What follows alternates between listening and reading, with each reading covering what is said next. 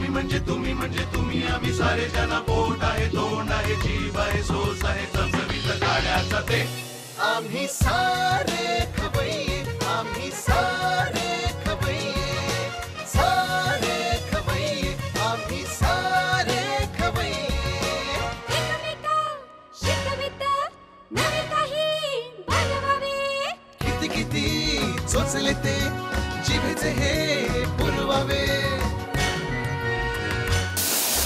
छान छान देशी विदेशी पदार्थ जाणून घ्यावे चुकता चुकता करता करता खावे अन खिलवावे आम्ही सारे खवय्ये आम्ही सारे खवय्ये सारे खवय्ये आम्ही सारे खवय्ये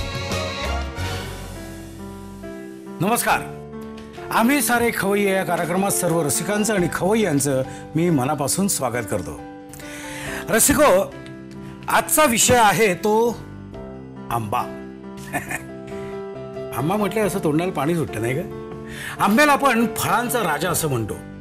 पण हे मला पटलं किंवा माहिती का, परवा मला रस्त्यात 4 जण भेटले होते. म्हणजे चिकू, द्राक्ष, कलिंगड आणि पपई. या 4घांनी मला सांगितलं की मिस्टर एक्सक्यूज मी, ह्याच सीझनमध्ये आम्ही सुद्धा येतो. आमची सुद्धा पैदास ह्याच सीझनमध्ये होते. आम्हाला नाही एवढा भाव, आम्हाला नाही एवढी किंमत. तेव्हा मला मनापासून पटलं की आंबा हा फळांचा राजा आहे. आता आंबा म्हटलं की आपल्या डोळ्यासमोर येतो किंवा जिभेवर पटकन येतं नाव ते आमरस. आता आमरस आपण कसा करतो? साधारण एक आंबा घेतो तो असा मऊ करतो. ओके, मऊ करतो, छानपैकी मऊ करतो. त्याचं वरचं आपण देठ काढतो. आता काही वेळा काही खवय्ये काय करतात, हापूस आणि पायरी दोन्ही एकत्र करतात बरं का. पण साधारणपणे पद्धत अशी आहे की मऊ करायचा आंबा, त्यातलं देठ काढायचं, वरचा थोडासा जो काय म्हणतो आपण त्याला चीक म्हणतो, तो चीक काढून टाकायचा आणि मग आंबा असा पिळायचा. आमरस तयार. पण तो आधी खायचा नसतो. काय, या कोळीला आणि या सालीला जो गर लागलेला असतो तो आधी खायचा असतो. म्हणजे ते दातात ते अडकतं ना, ते काढण्यात बराच वेळ जातो. तोपर्यंत भूक आपली प्रज्वलित झालेली असते आणि मग आमरसाकडे आपण लक्ष देतो. काय असतं, आंबा हा तसा गरम पदार्थ आहे, म्हणजे उष्ण पदार्थ आहे. त्यामुळे त्यात काही वेळा आपण दूध घालतो, काही वेळा आपण तूप घालतो. थोडक्यात उत्तम लागतो तो आमरस. तर आपल्याला असं वाटतं की आंब्याचे फक्त आमरसच होतो, आपण घरच्या घरी फक्त आमरस करू शकतो. तसं नाही आहे.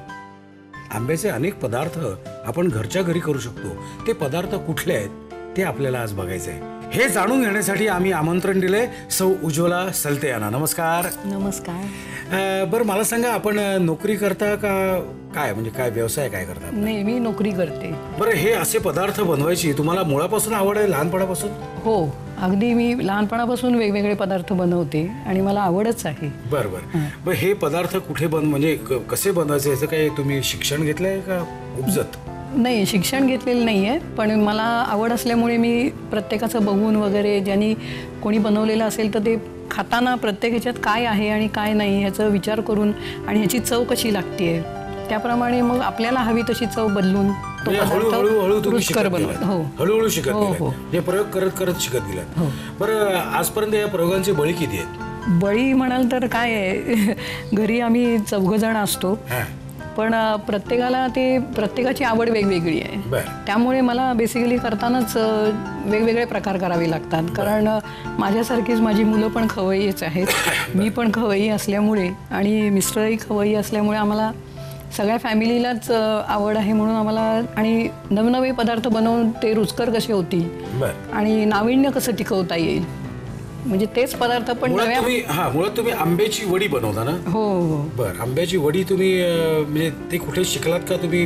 नाही, मी स्वतःच तयार केली. मुलींना आवडतात आंब्याच्या वड्या? हो, आवडते ना. बरं. आणि मिस्टरांना काय आवडतं? त्यांना जरा तिखट पदार्थ फार आवडतात, पण गोडीची पण आवड आहेच. गोडीची पण फारशी आवड नाही? हां. बरं, तुम्ही आंब्याच्या वड्या ज्या बनवता त्या मुली खातात का तुमच्या? हां, मला एक मुलगी आणि एक मुलगा आहे. माझी मुलगी म्हणजे दोघांनाही आवडतं फार, पण त्यांचं एक जरा माझ्याकडे नेहमी तक्रार असते की आम्ही कुठेही जायला लागलो तर, कारण का तर माझ्या सर्व पाहुणे मंडळींच्या मध्ये सगळ्यांच्याकडे माझी वडी प्रसिद्ध आहे. तर सगळ्यांनाच असं वाटतं की मी आले की मी वडी घेऊन यावी आणि मग आता नेहमी आपण पाहुणे लोकांकडे देताना कशा त्याच्या ज्या चांगले भाग असतात ते काढून देतो आणि साईडच्या कडाच्या ज्या भाग असतात ते घरी राहतात. मग ती मुलगी नेहमी म्हणते, मम्मी तू एकदा आमच्यासाठी बनव ना, की जेणेकरून आम्हाला ते सगळे अख्ख्या खायला मिळतील. पण आता तू शिकून घे, कारण मम्मी आता सगळ्या रसिकांना दाखवणारच आहे. तू सुद्धा शिकून घे, म्हणजे मम्मीला जरा मदत होईल नाही का. बरं मला सांगा, आज आपल्या खवय्यांना तुम्ही काय दाखवणार आहे? मी नारळ आंबा वडी दाखवणार आहे. बरं. आणि त्यानंतर कैरीची चटणी दाखवणार. नारळ आंबा वडी आणि कैरीची चटणी. बरं, मग आपण प्रथम कुठलं काय करणार आहोत? नारळ आंबा वडी करणार आहोत. नारळ आंबा वडी. मग त्याचे जिन्नस आपण बघायचे का? हो चालेल. ओके. हे नारळाचं चव आहे. बरं. ही साखर आहे. हे किती आहे? 3 वाट्या नारळाचं चव आहे, त्याला 2 वाट्या साखर लागते. बरं. ही साय आहे घरची. 1 वाटी साय लागेल.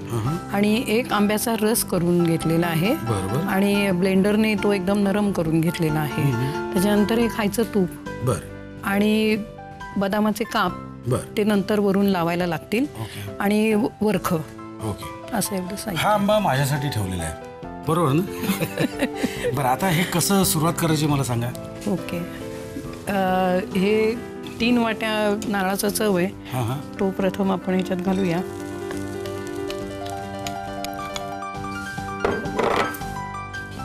आणि 2 वाट्या साखर. साय 1 वाटी घालायची.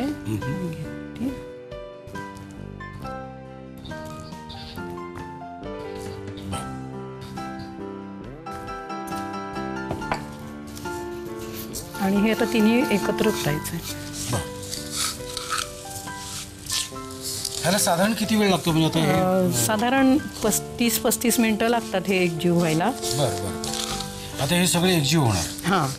आणि जेव्हा हा आपण आंब्याचा रस आहे तो आत्ता घालत नाही आहे मुद्दामूनच, कारण तो जर आत्ता घातला तर त्याचा रंग बदलतो.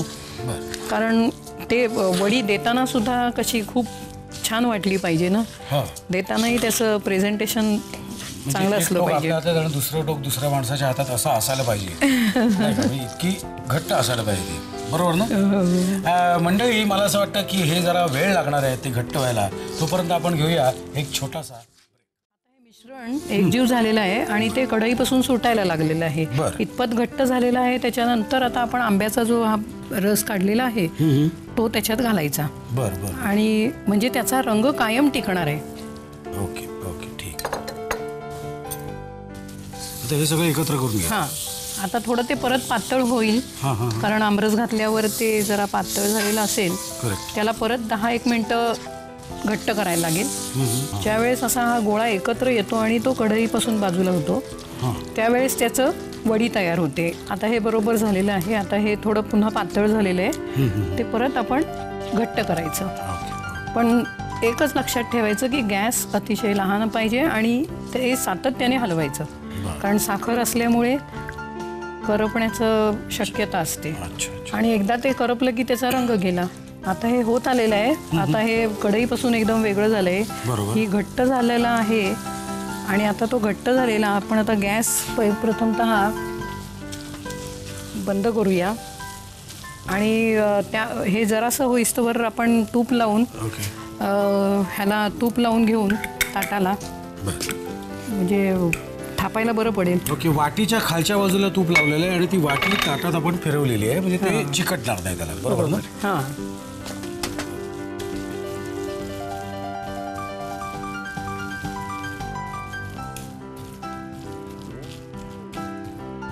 आणि फिरवायचं का? हो. नाही, हलक्या हाताने असं फक्त. हां. माहीत नाही ना, त्यामुळे मी आपलं सिमेंटचा लेप द्यायसारखं मी देतो. रॉंग.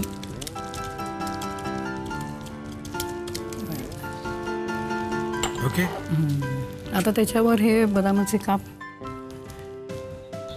लावायचे. मग परत एकदा वाटीने थोडंसं थापायचं, म्हणजे आतमध्ये जातील. बरं.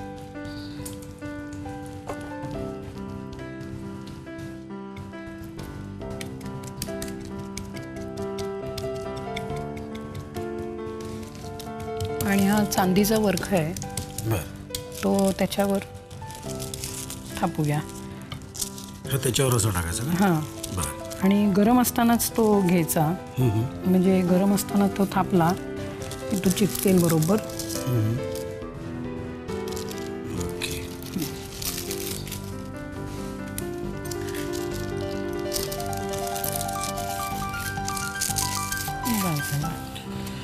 अशा प्रकारे या वडीची चांदी झालेली आहे. म्हणजे त्याच्यावर आपण चांदीचं वरखा आणि दिलेलं आहे. हे गरम असतानाच आपण कापून ठेवूया. बरं.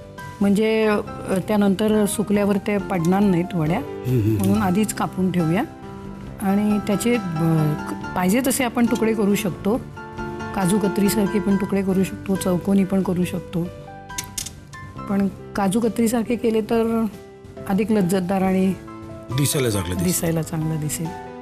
आणि थोडे जे बदामचे कापं वर येतात ती परत आपण करू शकतो. मीही आता काजू कत्रीसारखी कापते. हे कापण्याचं काम जरा नाजूक आहे नाही का? हो. शेवटी आंब्याचा गोडवा हा वेगळा असतोच नाही.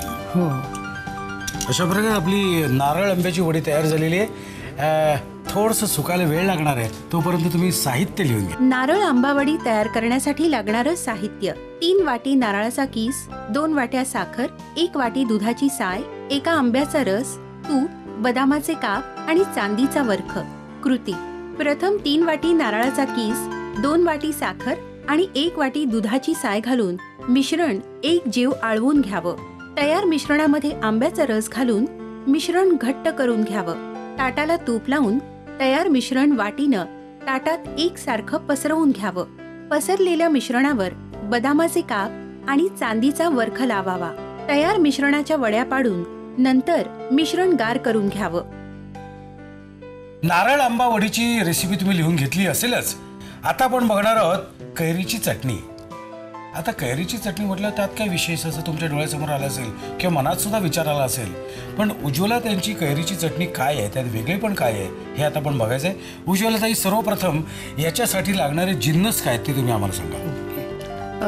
खवलेला नारळ आहे, त्याच्यानंतर काश्मीरी मिरची आहे, गूळ, खिसलेली कैरी, कढीपत्त्याची पानं, मीठ, लसूण आणि तेल. बरं, आता आपण सुरुवात करायची का? हो. पण तत्पूर्वी घेऊया एक छोटीशी विश्रांती, कारण आम्हाला थोडीशी तयारी करायची, बरोबर ना? घेऊया एक छोटीशी विश्रांतीची वेळ संपलेली आहे. आमचा फ्राय पॅन तापलेला आहे आणि आता आपण कैरीची चटणी कशी करायची ते आपण बघायचं आहे. ओके. प्रथम आपण तेल घेऊया. आणि तेल साधारण 1-2-3 चमचे पास असतं. बरं. आता या तेलात आपण काय करणार आहोत? तेलामध्ये प्रथमतः कढीपत्ता आपण घालायचा. वाटीभर कढीपत्ता लागणार.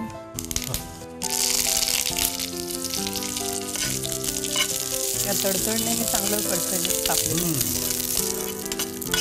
थांबलं ना. तडतडणं थांबलं म्हणजे झाला तो.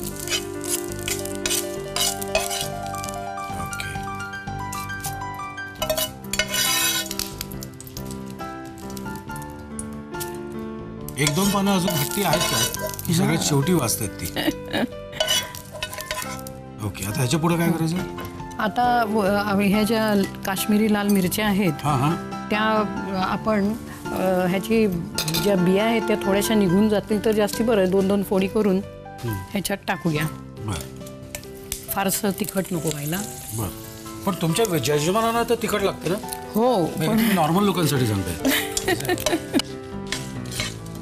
आता ह्याचा पण वास खमंग यायला लागलाय ना. आणि मुळात मिरची म्हटल्यावर ती खमंगच असायला पाहिजे. त्यात ही आपण जरा परतून घेतल्यामुळे जास्त चांगली लागते. ही काश्मीरी मिरची असल्यामुळे त्याचा लाल रंग येणार आहे आणि म्हणून ती चटणीचा रंग वेगळा येतोय. माझ्या मते तुमच्या चटणीची खासियत हीच असावी का? बरोबर. नाही तर आपल्या साधारणपणे कैरीची चटणी म्हटलं की थोडी हिरवी वगैरे अशी असते. आणि ती तळून घेतल्या असल्यामुळे ती फारच चांगली आहे, म्हणून त्याचा कलर एकदम चांगला लाल होतोय. आता ह्या राहिलेल्या तेलामध्ये खोबरं आपण परतून घेऊया. कारण काय, ही चटणीचं खासियत अशी आहे की ती चटणी 15 ते 20 दिवस राहते. कारण त्याच्यात पाणी अजिबातच आपण घालत नाही. ओरिजिनल त्यांच्यात जे आहे तेवढं. त्यामुळे आणि नारळामध्ये थोडंसं पाणी असतं ना, तर ते पाणी आपण हे करूया, परतल्यामुळे ते पाणी निघून जातं. म्हणजे ह्याची ती जास्ती टिकाऊपणा. आणि आपण सहलीला वगैरे जाताना सुद्धा नेली तरी ती चालते, म्हणजे आपण उन्हात अनात वगैरे फिरतो तरी ती राहते तशी. आणि खोबरं काही खूप भाजायचं नाही, असं हलकं गुलाबी केलं तरी चालेल, कारण त्यातलं पाण्याचा अंश निघून गेलेला असला की. बरोबर, म्हणजे अगदी आपण दिवाळीत चिवड्यासाठी करतो तेवढं भाजायचं नाही. नाही, एकदम हलकं गुलाबी भाजायचं. पण चिवड्यासाठी मला वाटतं थोडंसं गुलाबी वगैरे करतात ना. हां, पण आपण चिवड्याला सुकं खोबरं आवडतं, हे नारळ आहे हा, त्यामुळे त्याच्यात पाणी असेल ना, म्हणून आपण. आणि त्यातच हे लसणाच्या 7-8 कुड्या आहेत त्या पण टाकायच्या, म्हणजे त्या पण परतल्या जातात त्याच्यात. आणि हे परतत असताना आपण मिक्सरला लावू शकतो, म्हणजे ही जी आता थोडंसं थंड पण झाली आहे मिरची आणि कढीपत्ता, तर तो आपण मिक्सरला लावूया.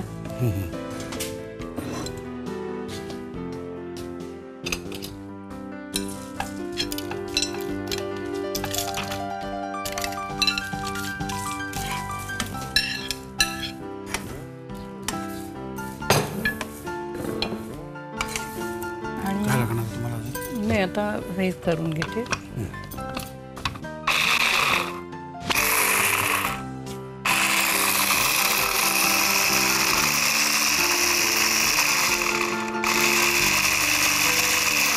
आणि हे कैरी खिसून ठेवलेली आहे, एक कैरी.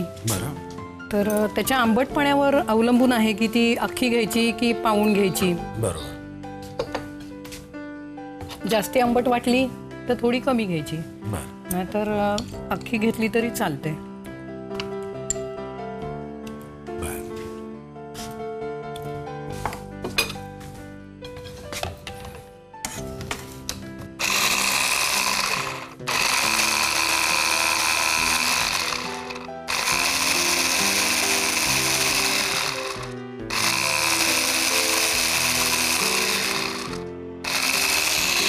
पाणी नसल्यामुळे ह्याचा टिकाऊपणा वाढलेला आहे, मगाशी मी म्हटलंच त्याप्रमाणे. आता फक्त म्हणून मग जरा मिक्सरवर थोडा जास्ती लोड येतो. आता गॅस बंद केला आहे आणि आता हे झालेलं आहे गुलाबी हलकं. तर आपण आता डिशमध्ये काढून घेऊया, म्हणजे थोडंसं गार होईल, म्हणजे मिक्सरला एकदम गरम घालायला नको.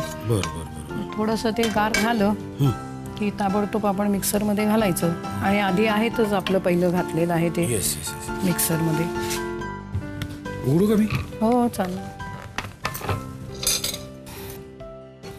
आधीचा मला आहे.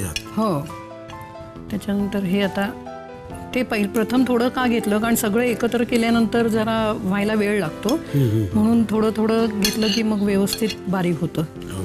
म्हणजे मिरचीचे त्या बिया वगैरे त्या सगळ्या बारीक होऊन जातात आणि कढीपत्ता कैरी सगळे एकजीव होते. आता ह्याच्यात थोडं मीठ पण घालून घेऊया.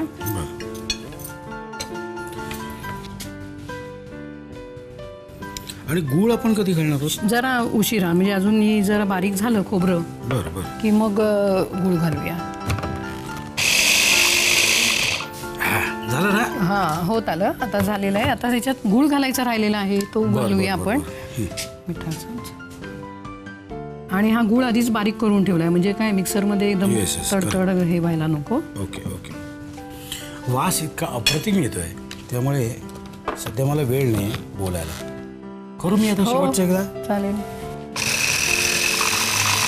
झाली ना चटणी? हो, झाली. आता एक जीव झालेला आहे. येस, चटणी झालेली आहे. आता तुम्ही साहित्य सगळे लिहून घ्या, तोपर्यंत आम्ही याच्यातून चटणी बाहेर काढतो. कैरीची चटणी तयार करण्यासाठी लागणारं साहित्य: नारळाचा किस, काश्मीरी मिरची, गूळ, कैरीचा किस, कढीपत्ता, मीठ, लसूण आणि तेल. कृती: प्रथम भांड्यामध्ये तेल गरम करून त्यात 1 वाटी कढीपत्ता परतून घ्यावा.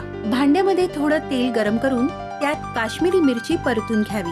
दुसऱ्या भांड्यामध्ये नारळाचा किस परतून त्यात लसूण घालावा. कढीपत्ता आणि काश्मीरी मिरची मिक्सरमध्ये वाटून घ्यावी. तयार वाटणामध्ये कैरीचा किस घालून वाटून घ्यावं. नारळाचा किस गुलाबी रंगापर्यंत परतून गार करावा. कैरीचा किस, मिरची आणि कढीपत्त्याच्या वाटणामध्ये परतलेलं खोबरं आणि बारीक केलेला गूळ घालून मिश्रण एकजीव वाटून घ्यावं.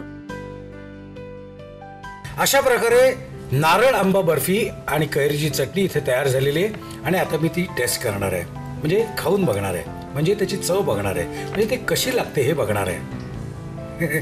तुमच्या डोळ्यात ना जळकुटेपणा दिसतोय मला, पण त्याला इलाज नाही, त्यासाठीच मला नेमलेलं आहे. म्हणजे याची चव कशी आहे हे बघण्यासाठी मला नेमलेलं आहे. हो हो, वंडरफुल वंडरफुल. उज्ज्वलताई अप्रतिम झालेली आहे चटणी. आता मी वडी खाणार आहे. काटा आणि चमचा नाही, खरं वडी म्हणजे हातानेच खायची असते. हो हो, अप्रतिम. सगळं वजन वाढवण्याचं आहे पण त्याला इलाज नाही. वा, मला असं वाटतं की तुम्ही हे पटापट एकदा करायला या. एकदा हाताखालून गेलं ना ते लक्षात राहील. म्हणजे विसरले असं काही होणार नाही. उज्ज्वलताई, तुम्ही इथे आलात, आमच्या रसिकांना, आमच्या खवय्यांना 2 छान पदार्थ दाखवलेत, मलाही खायला घातलं. त्याबद्दल मी तुमचा अतिशय मनापासून आभारी आहे. आणि आमच्यातर्फे एक छोटीशी भेट मी तुम्हाला देऊ इच्छितो, त्याचा तुम्ही स्वीकार करावा. धन्यवाद. आणि रसिकांना एक विनंती आहे, तुमच्यापैकी कोणाला असे काही वेगवेगळे जिन्नस बनवता येत असतील तर लगेच आम्हाला लिहून पाठवा. आम्ही तुम्हाला इथे बोलवू आणि तुम्हाला इथे बनवण्याची संधी देऊ. म्हणजे मलाही छान छान पदार्थ खायला मिळतील. आमचा पत्ता लिहून घ्या. आम्ही सारे खवय्ये, Zee Marathi, post bag number 1, Andheri पूर्व, मुंबई 99, भारत TVC, झी मराठी @ZNetwork.com. तुम्ही पत्ता लिहून घेतला असेलच. तेव्हा पुन्हा भेटू ह्याच दिवशी ह्याच वेळी. तोपर्यंत मस्त खा आणि स्वस्थ राहा. नव्या नव्या चवी ढवी विचल्या ह्या तुम्हासाठी. हवे हवे ते पंडित किस्से तुम्हाला आवडावे. खाणाऱ्याने खात रहावे, खावे अन खिलवावे. आम्ही